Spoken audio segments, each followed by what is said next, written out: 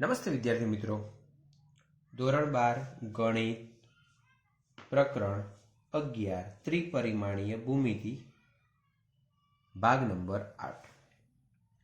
આગળના વિડીયોમાં આપણે અંતઃખંડ સ્વરૂપ સમતલનું સમીકરણ, 3 અસમરેખ બિંદુઓમાંથી પસાર થતા સમતલનું સમીકરણ અને અભિલંબ સ્વરૂપ સમતલના સમીકરણનો અભ્યાસ કર્યો છે। હવે આ વિડીયોમાં એક નવા ટોપિક છે આપેલા બે સમતલના છેદમાંથી પસાર થતા સમતલનું સમીકરણ। આપેલા બે સમતલના છેદમાંથી પસાર થતા સમતલનું સમીકરણ। હવે કેવી રીતે? તો મિત્રો ધારો કે કોઈ પણ બે સમતલ આપણને આપ્યા છે। આ એક સમતલ છે અને અહીંયા કોઈક બીજું સમતલ આપણને આપ્યું છે, આ રીતે, બરાબર। તો આ જે લાઈન છે એ બંનેની છેદરેખા કહેવાય। હવે એ છેદરેખામાંથી આમ જોવા જઈએ તો આ છેદ એટલે એક રેખા છે, એ રેખામાંથી તો અસંખ્ય સમતલો પસાર થઈ શકે। આ રીતે આડું સમતલ હોઈ શકે, આમ ઊભું સમતલ હોઈ શકે, ત્રાંસુ, ગમે તે રીતે હોઈ શકે। તો અસંખ્ય સમતલો પસાર થઈ શકે। તો ધારો કે આપણે એક આ પ્રમાણેનું સમતલ વિચારી લઈએ, બરાબર।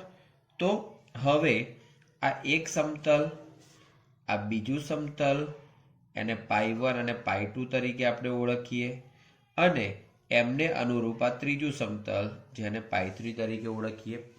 તો મિત્રો બે સમતલની છેદરેખામાંથી પસાર થતા સમતલનું સમીકરણ આપણે શોધવું છે।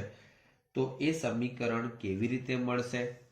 તો સમજી લો કે આપણી પાસે ધારો કે કેરેટ સ્વરૂપનું સૂત્ર હોય તો કેરેટ સ્વરૂપનો વિચાર કરીએ તો કે બે સમતલો r સદિશ dot n1 caret equal to d1 અને r સદિશ dot n2 caret equal two d2, તો તેમની છેદરેખામાંથી પસાર થતા સમતલનું સમીકરણ। તો મિત્રો આ જે છે તો આપણે d1 આ બાજુ વિચારીને -d1 ઇક્વલ ટુ 0 લખીશું। એવી જ રીતે આની અંદર -d2 વિચારીને ઇક્વલ ટુ 0 લખીશું। તો એના આધારે આપણું સમીકરણ કેવું થઈ શકે એનો અહીંયા ઉલ્લેખ કરું છું। તો માટે r સદિશ dot n1 caret -d1 plus lambda કૌંસમાં r સદિશ dot n2 caret -d2 equal to 0, બરાબર। આ પ્રમાણે આપણે બંનેના છેદમાંથી પસાર થતા સમતલનું સમીકરણ લખી શકીએ છીએ। બીજી રીતે જો સમતલો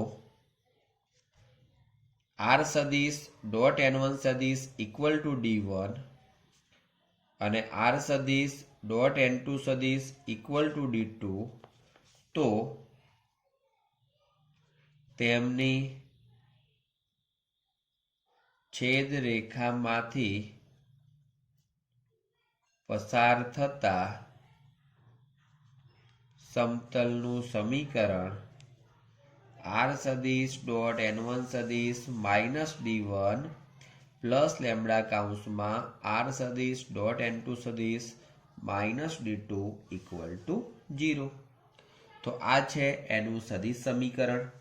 હવે કાર્તેજીય સ્વરૂપ આપણે એનો વિચાર કરતા હોઈએ તો કે કાર્તેજીય સ્વરૂપ, તો હવે કાર્તેજીય સ્વરૂપ માટે આપણે r સદિશ એટલે શું લઈએ? xi plus yj plus zk। n1 સદિશ તરીકે આપણે શું લઈએ?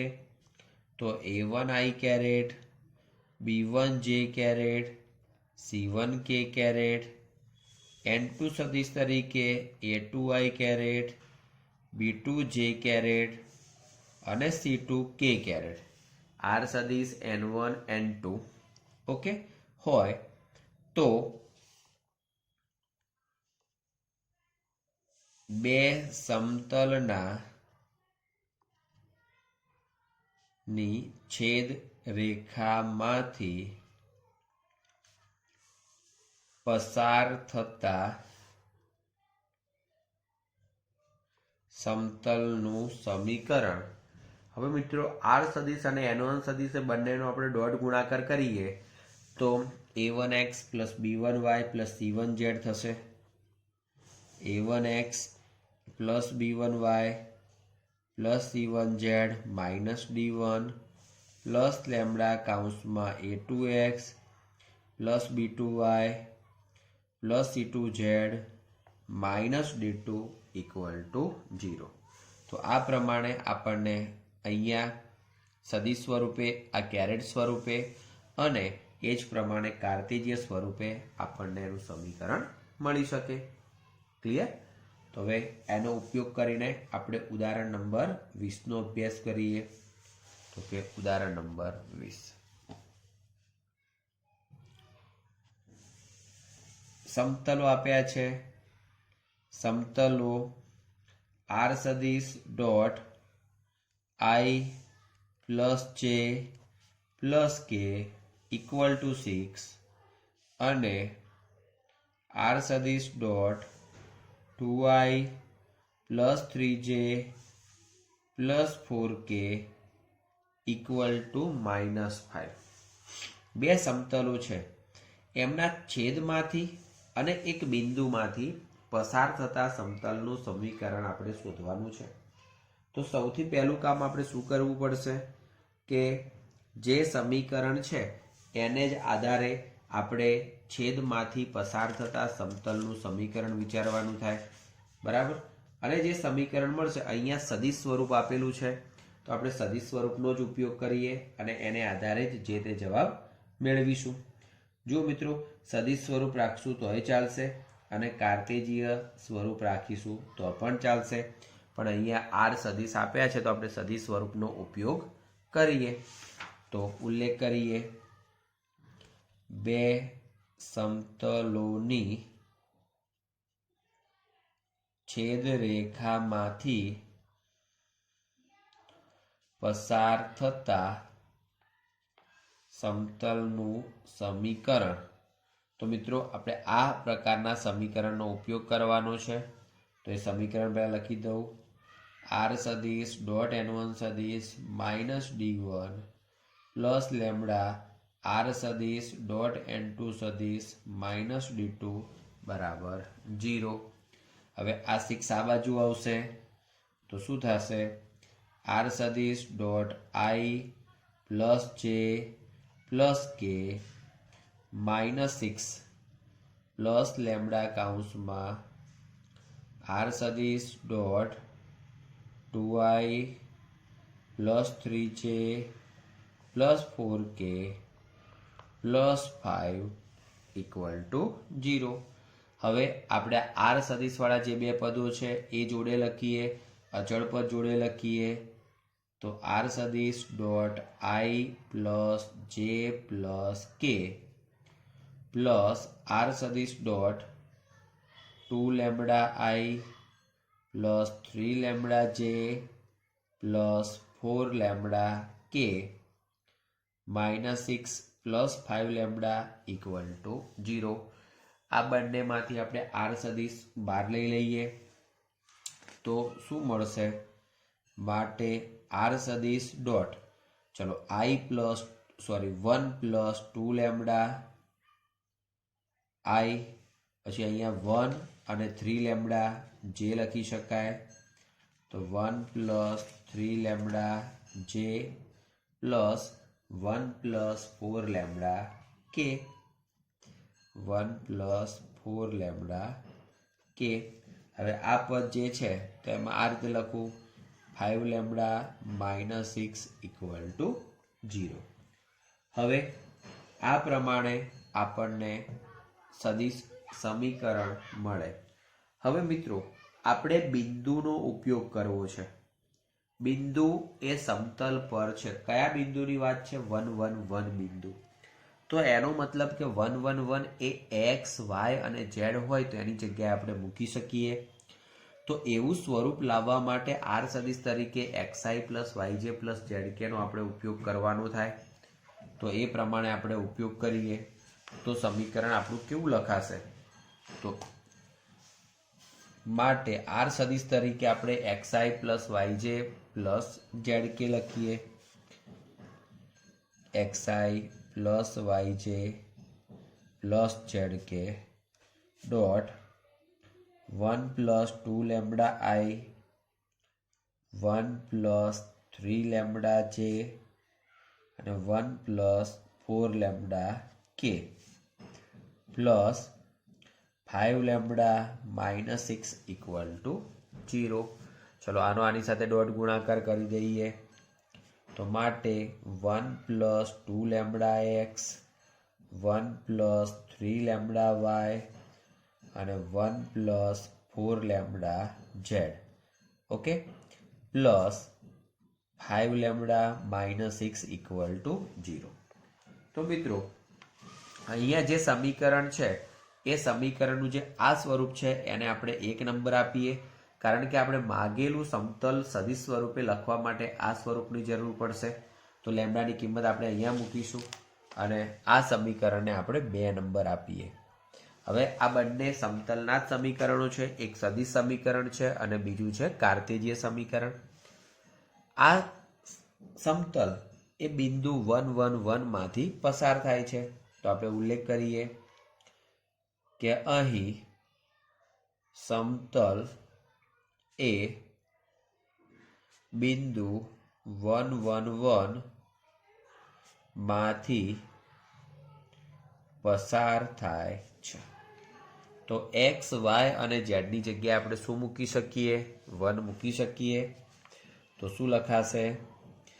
1 plus 2 lambda 1 plus 3 lambda 1 plus 4 lambda plus 5 lambda minus 6 equal to 0. તો 5 લેમ્બડા 4 લેમ્બડા 9 અને 5 14 લેમ્બડા 1 1 1 3 માઇનસ 6. તો minus 3 equal to 0. 14 lambda equal to 3. તો લેમ્બડા ઇક્વલ ટુ 3/4. તો આ મળ્યું આપણને લેમ્બડાની કિંમત 3/14. હવે 3/14 મળ્યા છે એને આપણે ક્યાં મૂકવા છે? જો કાર્તેજીય સમીકરણ લખવું હોય તો 2 માં મૂકવાના અને જો સદિશ સમીકરણ લખવું હોય તો આપણે 1 માં મૂકીશું. તો આપણે 1 માં મૂકીશું. બરાબર છે, કારણ કે આપણે સમતલનું સદિશ સમીકરણ શોધવાનું છે એટલા માટે. તો સમીકરણ 1 પરથી ચલો આર સદિશ હતા 1 પ્લસ 2 લેમ્બડા હતા એટલે 1 પ્લસ 2 ઇન્ટુ 3/14 આઈ કેરેટ. પછી 1 પ્લસ 3 લેમ્બડા હતા 3 ઇન્ટુ 3/14 જે 1 પ્લસ 4 લેમ્બડા હતા 4 ઇન્ટુ 3/14 કે plus 5 into 3/14 minus 6 equal to 0. R સદિશ ડોટ ચલો અહીંયા આપણે જોઈએ તો 14 વત્તા 6 એટલે કે ચલો એવી રીતે 14 વત્તા 9 તો 23 ભાગ્યા 14 જે અને એવી રીતે 14 વત્તા 12 26 ભાગ્યા 14 કે પ્લસ અહીંયા જોઈએ તો 5 3 15 14 6 84 એટલે માઇનસ 69/14 ઇક્વલ ટુ 0. આખા સમીકરણને આપણે 14 વડે ગુણી દઈએ છીએ તો આર સદિશ dot 20i plus 23j plus 26k minus 69 equal to 0. જે માગેલ સમતલનું સદિશ સમીકરણ છે. ઓકે, તો આ છે ઉદાહરણ નંબર 20. હવે એના પછી નવો ટોપિક છે, બે રેખા સમતલીય બને તેની શરત. બે રેખા સમતલીય બને તેની શરત. હવે બે રેખા સમતલીય બને તેની શરત તો આપણે શું લખી શકીએ? તો પહેલા તો કોઈ પણ બે રેખાના સમીકરણ આપણી પાસે હોવા જોઈએ, બરાબર. અને એ રેખાઓ દ્વારા આપણે વિચાર કરીએ તો જુઓ મિત્રો, ધારો કે અહીંયા હું એક સમતલ વિચારું છું અને આ સમતલની અંદર હું બે રેખાઓનો વિચાર કરું. ધારો કે આ એક રેખા છે, એનું સમીકરણ છે આર સદિશ ઇક્વલ ટુ a1 સદિશ પ્લસ લેમડા b1 સદિશ. અહીંયા બીજી એક કોઈક રેખા છે, આર સદિશ ઇક્વલ ટુ a2 સદિશ પ્લસ મ્યુ b2 સદિશ. હવે આ બે રેખાઓ એક જ સમતલમાં છે, વિચારજો. હવે આપણે આ રેખા ઉપર એક બિંદુ બી, આ રેખા ઉપર એક બિંદુ એ, તો એ બી સદિશનો વિચાર કરીએ તો આ એ બી સદિશ પણ ક્યાં આવવાનું? સમતલ ઉપર જ આવશે.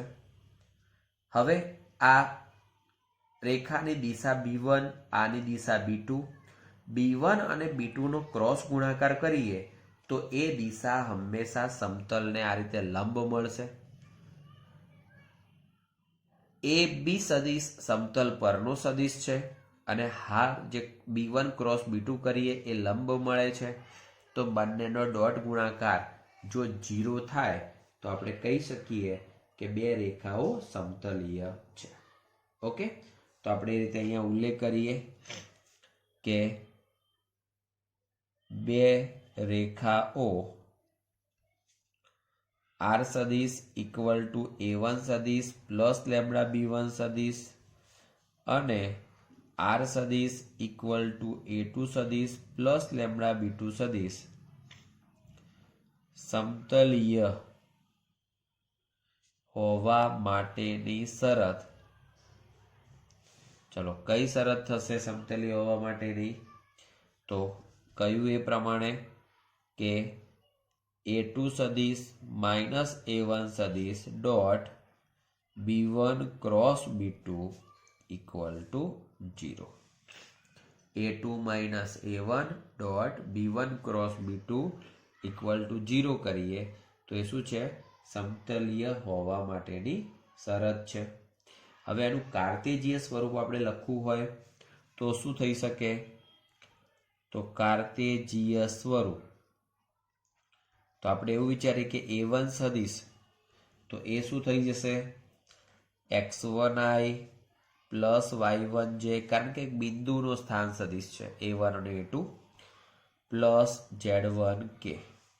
ચલો, a2 સદિશ તરીકે x2i plus y2j plus z2k, b1 સદિશ તરીકે એ દિશાના સદિશો છે તો a1i b1j c1k અને b2 સદિશ તરીકે a2i b2j પ્લસ c2k. બરાબર, આ ટોટલ ચારે ચાર સદિશનો અહીંયા આપણે ઉલ્લેખ કરી દીધો છે. તો મિત્રો ડોટ અને ક્રોસ છે, ડોટ અને ક્રોસ હોય તો આપણે નિશ્ચાયક સમજી શકીએ છીએ, પેટી સમજી શકીએ છીએ. તો બસ આનું આપણે પેટી સ્વરૂપે લખવાનું છે. તો માટે કાર્તેજીય સ્વરૂપ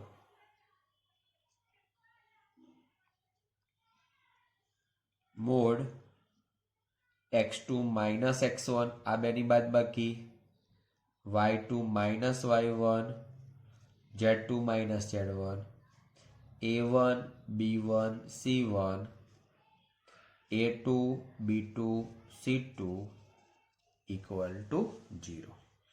બરાબર, તો આ પ્રમાણે એનું કાર્તેજીય સ્વરૂપ થઈ શકશે. તો એના માટેનું આપણે ઉદાહરણ જોઈએ. તો ઉદાહરણ નંબર 21 નો અભ્યાસ કરીએ. તો ઉદાહરણ 21,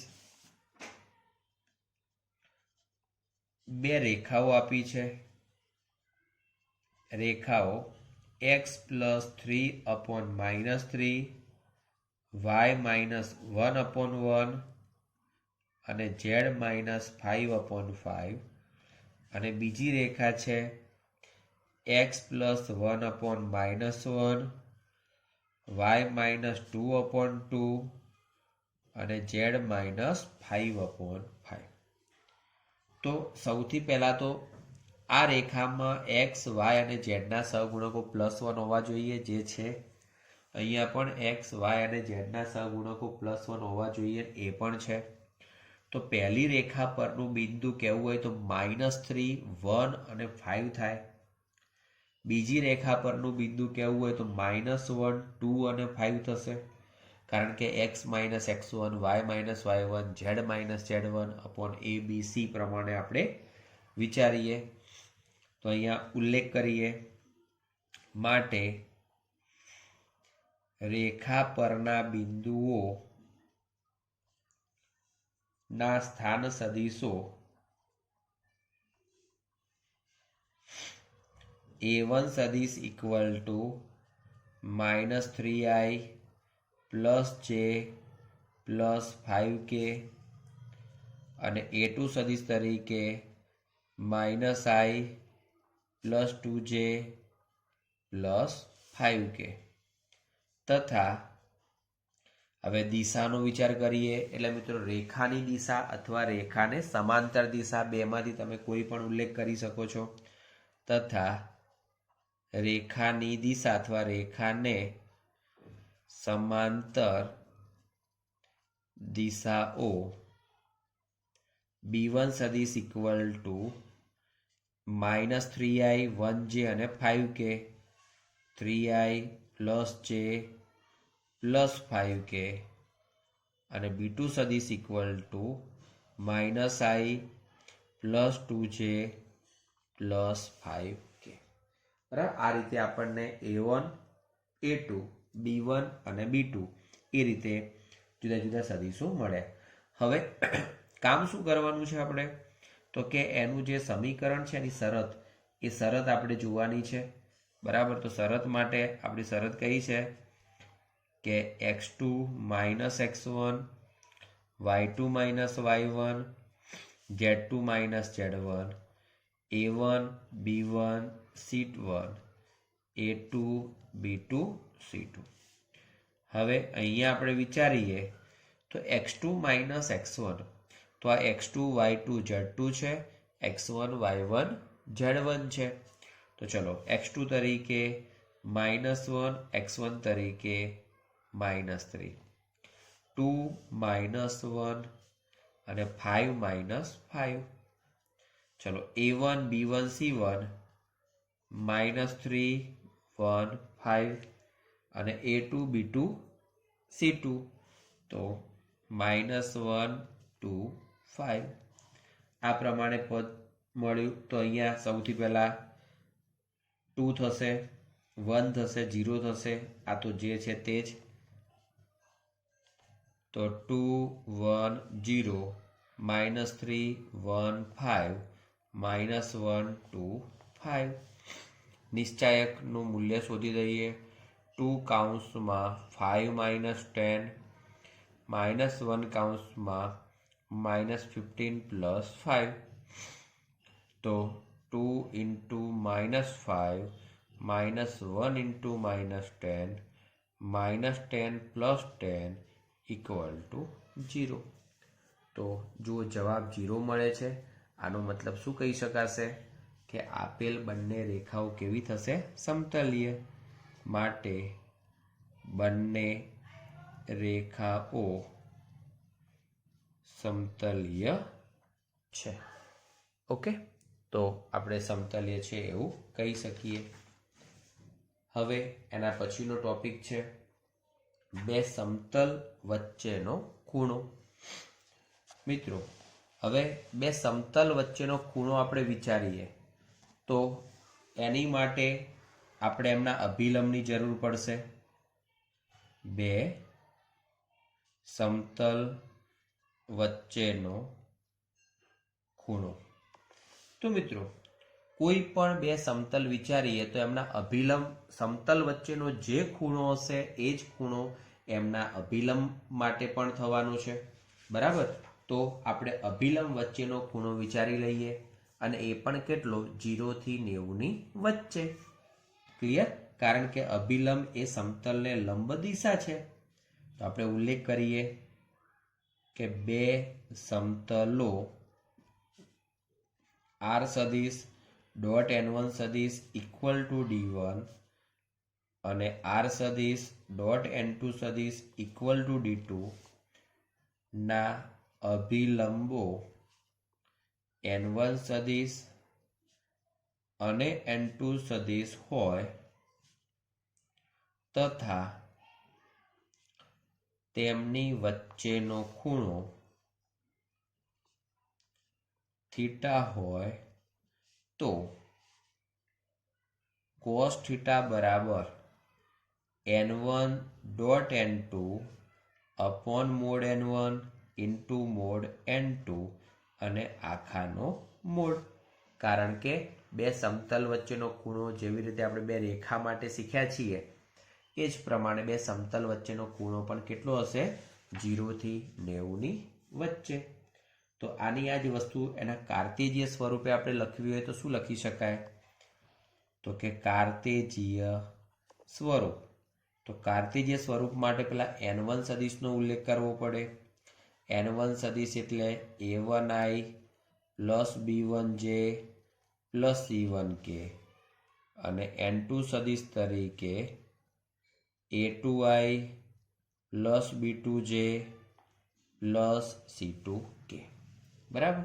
તો આપણે cos થીટાનું સૂત્ર લખીએ આને આધારે. તો માટે cos થીટા બરાબર, હવે જો બંનેનો ડોટ ગુણાકાર છે તો અંશમાં આપણે શું લખી શકીએ? a1 a2 b1 b2 c1 c2 અને છેદમાં મોડ n1 સદિશ એટલે કે a1 square plus b1 square plus c1 square root a2 square plus b2 square plus c2 square. તો આ આપણને cos થીટા તરીકે એનું સૂત્ર મળશે. ઓકે, એટલે મિત્રો એકદમ સરળતાથી આપણે આ વસ્તુ સમજી શકીએ એમ છીએ, કારણ કે સમતલો વચ્ચેનો ખૂણો એ જ એના અભિલંબ વચ્ચેના ખૂણા જેટલો થાય છે. તો આ પ્રમાણે તમે ઉદાહરણ 22 અને ઉદાહરણ 23 સમજી શકશો. તો મિત્રો આજના વિડીયોમાં આપણે આટલા સુધી રાખીએ છીએ. બીજો અભ્યાસ આપણે નેક્સ્ટ વિડીયોમાં કરીશું. Thank you. જય હિન્દ, જય ભારત.